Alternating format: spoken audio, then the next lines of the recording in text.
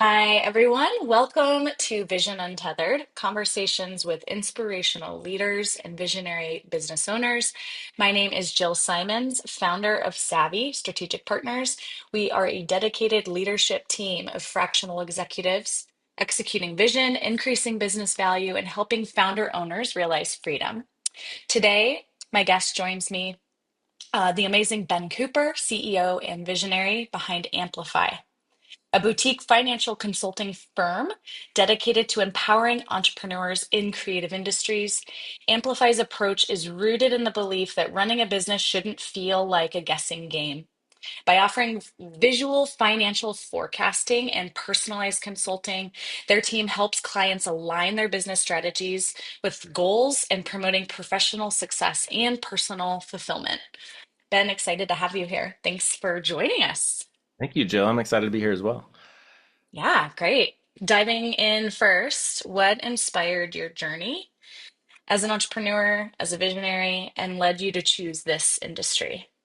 Yeah, so my origin, I have some unique twists and turns from growing up here in Indiana. My dad was in finance. I grew up around numbers, but I got the itch to fall in love with music. And so from an early age was writing songs and having fun doing that, and ended up moving to Nashville, studying entrepreneurship, and um, but really pushing into the music industry. So I had a stretch of 10 or 12 years where I got to write songs for a living, and it was really cool experience. Brittany, my wife, and I, we got to go out to the Grammys and had some really cool experiences, seeing Ricky Skaggs, who's this amazing artist, record the songs that I had written. And Oh my it gosh, was really amazing. cool. Yeah, it was a really fun journey.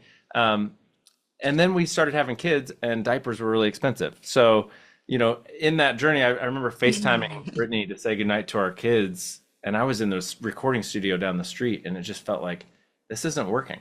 So when you think Mhm. about like the long-term vision of what I was hoping for, it was like my plan was to be in the music industry for 30, 40 years, writing, recording, even as an Mm, artist, touring. wow.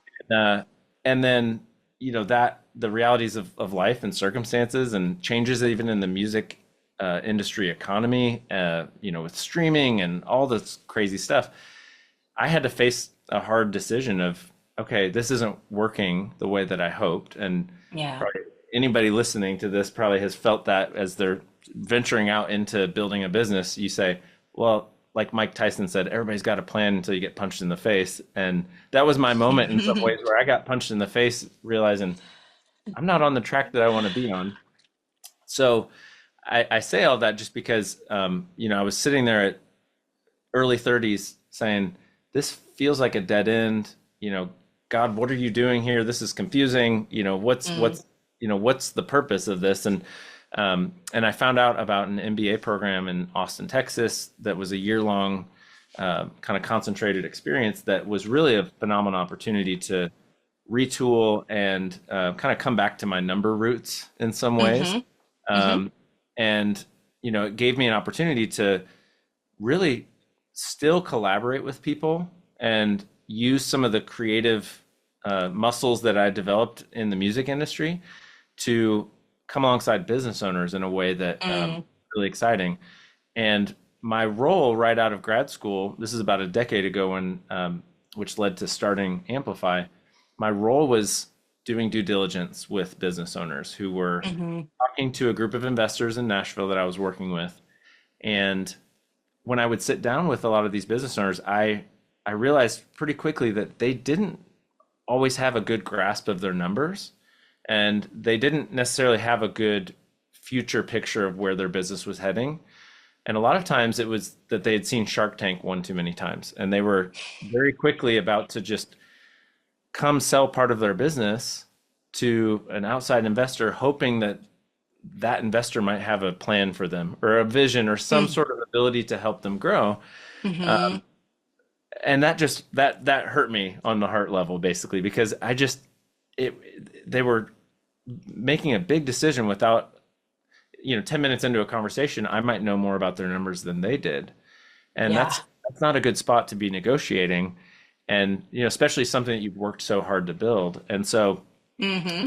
from the beginning of Amplify, the desire has been to really bring insights to business owners who don't love spreadsheets, don't love numbers, but are building something that they care deeply about, and they just need a path forward to figure out how to get from where they currently are to, see their vision. Just know that they're on a track that matters. And the Hmm. fun thing that ended up happening was a couple of those early businesses just said, "Hey, can we just hire you to meet with us every month when the books close out, and we have new financials to look at, and you could just keep looking at our numbers with us and keep us on track." And that sounded really fun because the business owner still got to really define success, and I Yeah. could just bring some new skills and perspectives that they didn't have. And Yeah. that was about 10 years ago, and we've been doing that ever since. And it's just been really fun uh, to be able to still apply things that I thought in my music industry experience was a dead end, but it's just been a really fun way to come alongside creative founders. In a lot of ways, there's Yeah. more creativity and entrepreneurship than the music industry. Right. Absolutely. Yeah. I did a little bit of Google stalking of you first and come to find out, even though we had met in, I had no idea about your music industry background and your songwriting award songwriter background as well, right? The fact that that's just creatively how your mind works too, is creatively positioning and taking something and creating a path forward using your creativity is beautiful. So, Well, and one thing I love is when it would just yeah, we're working with numbers, but it's like creative mhm, founders. A lot of times, you have dreamed of what's possible, and you start your business because there's a hope or an optimism about how you could change people's lives and mhm, provide for family and have freedom and flexibility. But what happens a lot right. of times is you start growing, and you kind of feel beat up sometimes by just the relentless, Yeah. realities of running a business. And what can happen sometimes is if you don't have a way of answering some questions about, should I go left here or should I go right? Should I hire this person or should I Yeah. buy the building we're renting? Like big decisions. Should I raise my prices? Like practical Right. big decisions that you have as a business owner. If you don't have a good Hmm. way to answer those, you're forced to either play it safe and just stay stuck where you currently are and Hmm. repeat, well, whatever I did last month didn't break the business, so I guess we'll just Yeah. play it safe. Or you just Right. swing for the fences and take a big risk without knowing exactly how that might play out. Yep. And so what we see a lot of times is it's almost like resparking the imagination in business owners who or Hmm. visionaries of the business who are saying, it's now that we can answer some of these questions, what if we did this and what if we did that? And it becomes a Right. really fun reawakening in some ways because um, you finally have a way to answer some questions that might be keeping you up at night. Gosh, love it. And in such a way too that the software that you all utilize as well, is that proprietary, something you've built? We're just power users of it. So at the end of the day, so it's an amazing tool, and Hmm. it's a tool called fathomhq.com. You Hmm. can anybody Okay. can go use it and check it out. And our desire, Hmm. we've done 6 or 7 webinars with the Fathom team because they see how we're creatively using the tool in a way that most of their users aren't. But they've created this Okay. incredible instrument, and here we are making beautiful music out of this instrument they've created, and they're saying Yeah. we want everybody to enjoy this tool we've created, and we feel the same way. So we uh, we're not software developers, but we Okay. have seen the impact that the tool they've created has in just bringing clarity, confidence, Yeah. peace of mind to businesses who finally can see their numbers in a more visual way, in a more creative Yeah. way. And so we have worked closely with them just because we want like coming back to the origin of Amplify, I want every business owner to know their numbers. Hmm. And even if that's just us pointing them a direction of like, go use this tool. Yeah. I think we do a lot of customization on the tool, but it's at the heart of what we're doing. We want to see a democratization of, insights that historically maybe have only been available to, well, if you're an investor, if you got your MBA, or if Hmm. you're really comfortable with math, like then Right. you know your numbers. But I want everyday entrepreneurs Yeah. to understand and look forward to when the financials close out, like get excited. Right. So, Yeah. Well, and even just in the brief glimpse you gave me of the tool before we dove into this conversation, it's the visualization of it is amazing. It's an incredible simplification too, where, so often we're used to just being presented with this huge, complicated spreadsheet, making sense of it, having to codify it, explain, and there's how many entrepreneurs from a creative standpoint don't interpret and understand data presented in that way, and it makes things very complicated. So, and as a business owner, who are you allowed to admit that to? You have a lot of head trash around, and yeah. there's imposter syndrome. And so Hmm. one thing we care deeply about is from a relational standpoint, being non-judgmental. Like we want to be empathetic and totally get that you might be surrounded by people who assume you know all the elements of your profit and loss and all your margins on your revenue streams. And when you're Hmm. making decisions that you've thought through all the growth scenarios that, and the reality is it's Yeah. just not possible. Like, and so Hmm. it's okay to admit that you don't feel comfortable looking at spreadsheets, but you can't always admit that to your other team members or your No. investors or so we want, Even service, yeah, even yeah, in service to individuals and teams like yours, where it's like, I think oftentimes there's this shame, and so yeah, business owners kind of play along with what it is they're seeing in the data, where their eyes are literally crossing, right? yes. When it comes to actually just looking at something that's full of numbers next to each other and making sense of the story and what it's telling. So yeah, go check it out for sure. I think there's so many listening and within our network of communities and shared community that um, need a tool like this, and somebody then driving from that standpoint how to simplify numbers in such a way to be informed with decisions in the business and how to grow and move forward. So I'm excited to see more of it. I would love to sit down with you um, and kind of go through how the tool works. So how does your purpose align then with the unique challenges and what it is you've sought after to do, what you're doing? How does it align with an innate purpose that you feel in yourself as a visionary?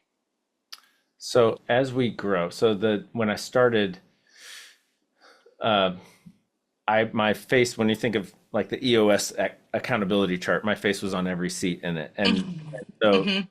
I have recognized over time, like the thing I care most about is impacting as many business owners as we can, and and helping as many people as possible. Yeah.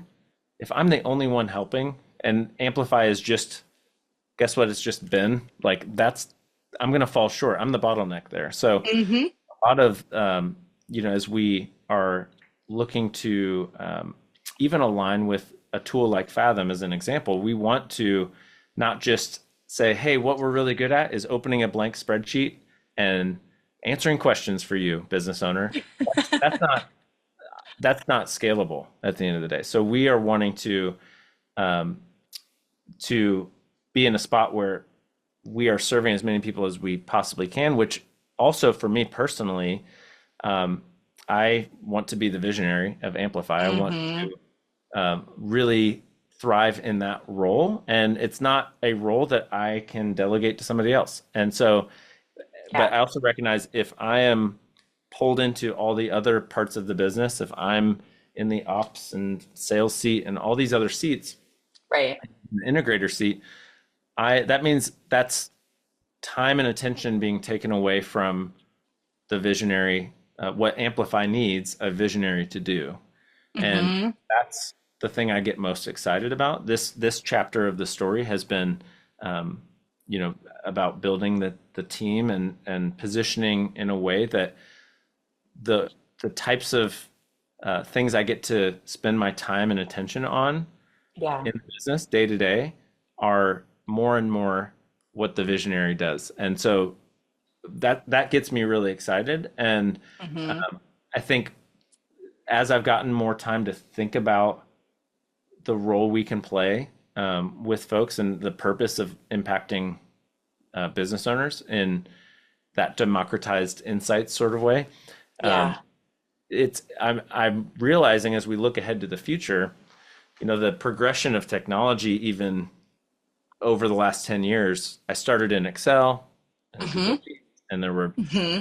different tools similar to Fathom that I had utilized just to create the best client experience around the numbers. And I recognize that there's a trend. We're moving quickly where fewer and fewer people are going to be reaching out to Amplify saying, "Hey, I'm hiring you guys because you build a really cool 30 tab spreadsheet." That's not why people are coming to us. And Right. that's not the role we want to play. You're building something they can use and that the adoption and use of it becomes every day Yeah, because then they have something that is vital for their insights in a way that they truly understand and can demystify the numbers in their business in a way that they're looking forward to it. I mean, it is beautiful, even and simple, so simple, and that's what they need. An overcomplicated spreadsheet and multiple no, tabs and all these scenarios, and we've got to parse it down quite a bit. So, absolutely. Well, and at yeah, the end of the day, what they're wanting is a relationship around the numbers. So they're wanting to yeah. not be alone. And so that Hmm. to me, what I recognized as I've been able to step almost like it feels like sitting in the visionary spot. It's like climbing up to the lookout. That's what it feels like. Hmm. It's like I'm able to see ahead where we want to be as 10 years out from now.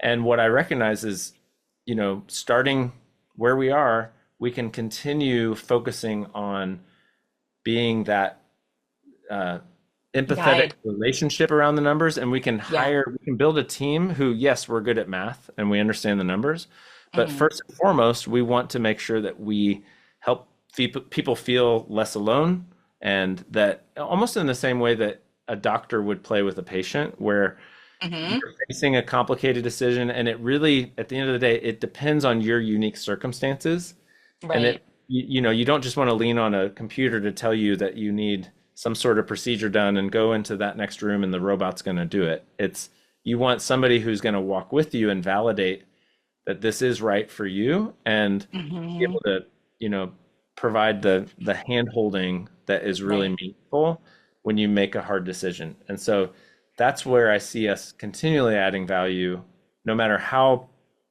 good technology gets at doing math or building Yeah. forecasts. We want to come Hmm. alongside people from a relational standpoint. Well, and that's the beauty in leveraging the technology that you've partnered with to create this system is that it's solving for one small piece of what's needed in businesses, the numbers. And it's complicated. It's extremely time consuming. Without the technology we use today and without evolving with that technology, that is what allows you to serve and step in relationally. Where I think with a lot of financial services, CFOs, they're so inundated by just providing the numbers, just spitting out the data, that there's a disconnect and a lack in that relational, that magic that happens when they have somebody partnered in to walk through the muck with them, to understand it, to see it in a way that they hadn't ever before. So that's what the beauty of that technology does. Well, and Um, the reason I think the Fathom team has loved the way we look at it. Of course, with mhm. my music background, I'll use another music metaphor here, but what Yeah. they what they have seen is a lot of their user base is Hmm. coming from the accounting background, Yeah. which makes total sense. But the parallel I see is because we're coming from the private equity side of things, looking at numbers, Hmm.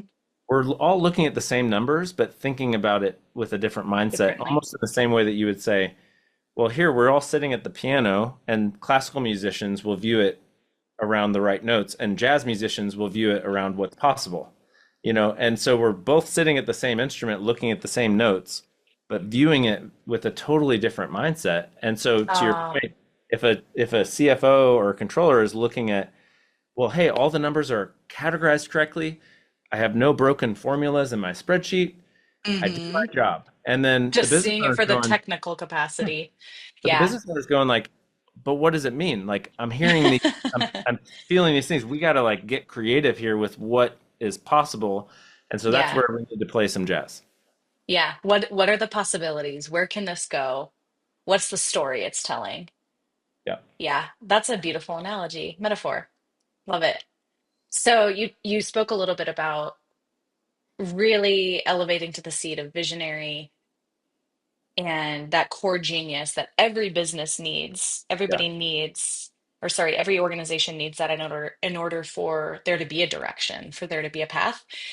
What are some common psychological barriers that you can personally attest to that prevented you or that you see preventing other business owners from stepping back? And how can these obstacles be identified and then overcome? Yes. That's a great question. And there are two things that come to mind right now. One is if I take my hands off of this critical thing that this client hired us to do, so think building Hmm the model, doing, hmm then it's going to go so poorly that, I'm going to do an A plus job. Anybody else is going to do a B minus job, and the client's going to be unhappy. Right.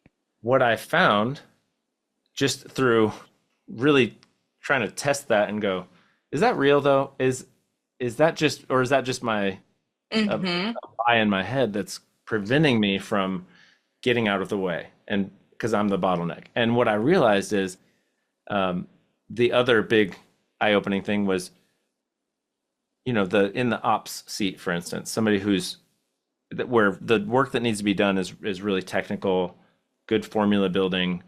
hmm It's a hmm model build out. There are people who that's their passion. That's what hmm they want to wake up and do.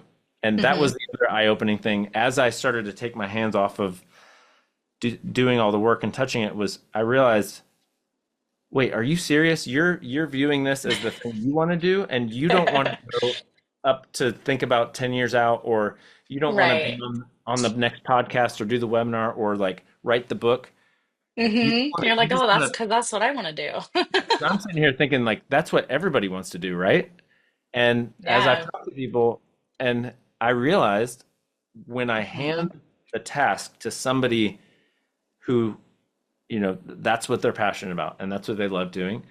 hmm I thought I was doing an A plus job. It turns out it maybe was an A job or an A minus job. Like when I look at the quality or what they're doing, it maybe is an A plus plus job because when Yeah. somebody gets to focus on that and that's what they enjoy the most, they're Yeah. not being pulled in five different directions. So their focus is completely on it. And I realized we give better quality work to people and better insights in a more timely fashion when I'm not the one touching everything. So seeing that in small little bite-sized steps almost became uh, it's like addictive almost when you start realizing like, oh, I can if I'm doing something I'm not feeling like I thrive doing Yeah. in the accountability Yeah. chart, hmm I should find somebody who that's what they love doing. And then I Yeah. can equip them to do it and they're gonna follow our processes and our recipe for,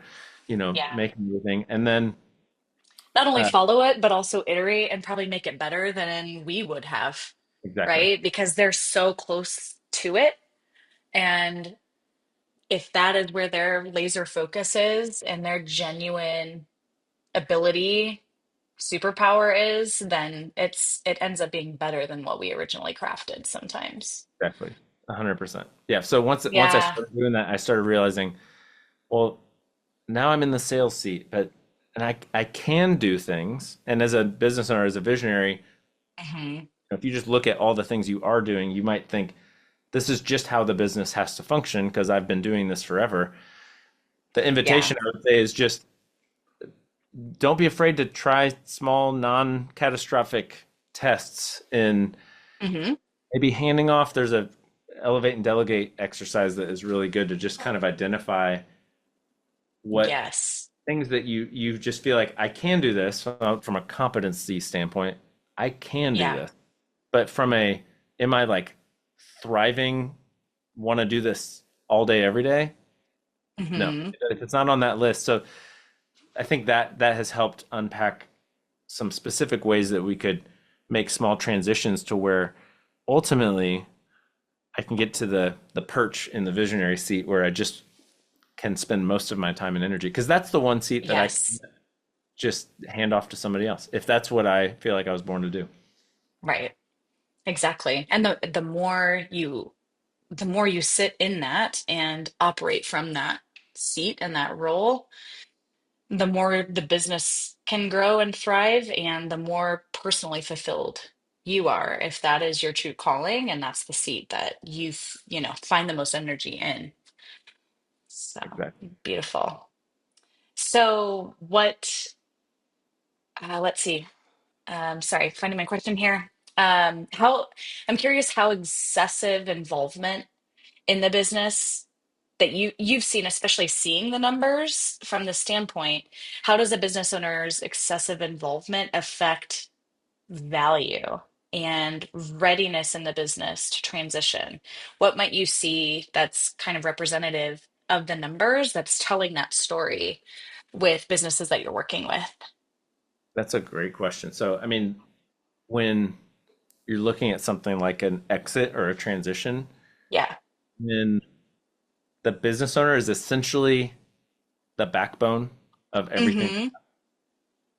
That's a big red flag for somebody who's looking, unless as the business owner, you're saying, here's the value proposition. I want to sell my business and now I just want to be the core key employee. Can we do Mm-hmm. that? That's nobody's thinking that when you're Right. trying to grow your business and try to sell it. You want to um, be able to transition to the next chapter of whatever it is you're wanting to do in life. And Mm-hmm. the reason that's a problem is because from the buyer side, if somebody's wanting to acquire a business, it can happen, but most often it's not that they're just wanting to buy a backbone position where they have to now be embedded 60 hours a week in the business. Mm-hmm. Right. Where we see that a lot of times is, there's when and you can find it in the numbers sometimes is if the business owner is maybe taking a draw from the profits of the business. Mm-hmm. If you kind of ask some of those questions of, well, what would happen if you were gone? How would the business continue on? That's oftentimes where the answer would be, well, we would have to hire somebody to fill this role. And so in Mm-hmm. the numbers, the business might look more profitable than it is because when a buyer is looking at it, you would make an adjustment to Mm-hmm. the EBITDA number or the net profit number to say, well, this is actually inflated because what's really happening is the business owner is taking a distribution after profit, but they are functioning day to day in the business in a way that for us to buy this and for it to continue on, you're going to have to hire a six-figure person to come in here. So then Yeah. value of the business might be a disappointing realization to have when you're hoping to Mm-hmm. sell, where you go, wait, they just lowered the value of my business, even though they're doing a multiple of EBITDA or some sort of valuation process. You're Right. all going to get dinged by like somehow functioning as the backbone, and it will be found out. Like, and so the process of selling and the positioning to sell Mm-hmm. really is everything I was describing in the previous question about Right. transitioning out of having to touch everything and really being the bottleneck or the reason that things keep moving forward. It's really uncomfortable to kind of it almost feels like playing Jenga where you're pulling pieces out and saying like, is Mm-hmm. this can I remove myself from this part of the stack and can I Yeah. remove and the good news is if you do it intentionally, it won't all collapse. And Mm-hmm. it might feel like it's going to collapse, and you might have to make sure that you're pulling yourself Yeah. on the right parts at the right time. But the reality is, if you don't intentionally get yourself in a position where you can step away for weeks at a time or months at a time, Mm-hmm. um, Mm-hmm. you're at risk of, when you do try to sell, there being an adjustment to the valuation, to just, and it's less attractive, not just because uh, you know the business owner is at a core piece, but because, Mm-hmm. one, there's you're trying to install new leadership in the business. If you're hiring somebody, it's not just, well, we have to replace you, but there's also the Mm-hmm. training chaos that can happen. So you're Right. going to be most valuable from an acquisition standpoint if you have replaced yourself first, and it's a stable team, Right. stable structure, and you're Yeah. able. I've heard people talk about even moving from the visionary to owner spot, Mm-hmm. where, Being in the owner's box. yeah, and Yeah. you're able to, like, really, if you're in that spot, then all you're doing is handing the keys to someone else to sit in the owner box as well. Mm-hmm. There's Yeah. less concern or risk. Mm-hmm. That everything's gonna fall apart, or yeah, I mean, who wants to walk into a turnkey house, right? Buying a property, buying a house versus one that has years and years and dollar signs, right, of renovation and work to do. The same goes to for a business, That's and how a, much of it is dependent upon, yeah, the owner versus it being turnkey. exactly right. And Mm-hmm. I love that metaphor, because you might think, oh, this is a great house. Like, we're good. Like, it's a really valuable house. It's great. But a lot of Mm-hmm. times you're putting up with things that someone else will walk into and say, we have to change this, we have to change that. Like, this isn't. And so that's what we're talking about doing, is like, get it up the Yes. turnkey, make all the renovations, so that when somebody walks in, they just go, I'll take it. But if Mm-hmm. you don't want to have to invite somebody in and say, well, I know the flooring is coming up over there, and I know that the paint's chipping over here, and there's all these reasons, red flags, really. Mm-hmm. Like, but it's okay, because once a week I do this, and then you just have to learn the house, and it's just like, that's sort of like trying to sell a business where it's like, got all the quirkiness, but no, Mm-hmm. it's not turnkey. So I appreciate Right. that. Yep. Exactly. I always like to compare it to, have you seen the show Love It or List It? Yes, 100%. Yeah. That's exactly what it is. Because in opposite of that, for someone not intending to sell, what do you say to the business owners proactively approaching that path, regardless of if they ever intend to exit, step away, be Yeah, less involved, is a business that they love running. They love it. They love it. yeah. Right? Well, They've done all the work. Everything's, in a state where it's not at the constant whim of their direction, their decision, them being a bottleneck. All those quirks and things to make everything run and the house be efficient has been built. It's a business they love and want to stay. exactly. Well, and I remember a coffee shop across the street from I went to college in Nashville. There was a coffee Hmm. shop across the street, and the founder of it, I remember him speaking to our entrepreneurship class, and he said, I started this company 10 years ago because I love talking to neighbors in the community, and like working at the coffee, at the espresso machine, and like making drinks for them. And then as the business grew, I found myself one day sitting in the back room poring over receipts and like looking and like trying to balance numbers. And he had that moment where he was sitting there going, this isn't why I started this. Like, what has this grown Hmm. into? And so when you think about, I think there's a mental barrier sometimes, coming back to your earlier question, that can be at play even when you're wanting to position the business, whether it just becomes a cash generating machine for you and it can run Hmm. on its own, or you're Hmm. wanting to sell it. So like, we're talking about, get the freedom and flexibility as if you're Yes. going to sell it, but you get to choose at that point. So, but the path to Hmm. get to the self running system is similar in both places, just like the love it or list it. But what I think Hmm. super important there is to recognize, what do I love about being in this business. And you get to choose, like, yes, maybe you stay on the front lines, like, and you plug yourself in there and Mm-hmm. hire a CEO to run it. Like maybe Right. you, but you Yeah. like what we're talking about is you have agency and choice. Yes. You want to participate in it, and maybe you Mm-hmm. want to be like on the Exactly. customer facing stuff. But a threat that I see a lot of times is, I even talked to a business owner this week who said, well, yeah, I'm getting older and I am thinking about selling my business, but what would I do with my free time? And that's a reality where there's almost a life of meaning question that is important to answer where Yeah. it might feel safer to stay embedded in the business and feel Mm-hmm. needed or like you're offering something when Mm-hmm. because you don't it's almost like, well, it's scary if I step out of being needed here and Mm-hmm. a bunch of time and I don't know what I want out of life in some ways. Like it's a big Yeah. question, but Mm-hmm. a lot of times what we see is there's motivation to do it when there's a desire to spend more time with grandkids or mentor Yes. younger business owners or get involved with your church or do things that you've always wanted to do, like paint more. Like for me, it's write more, Mm-hmm. make more music. Like I want to grow Amplify. Yeah.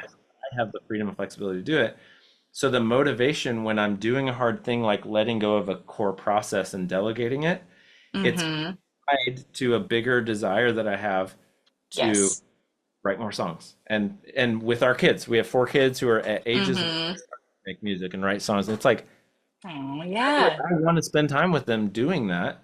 And so I want Exactly. to delegate things that I can't delegate that on the life front. I can't, I don't want to be Yeah. like, hey guys, I found a cool songwriter who will work with you guys and teach you music.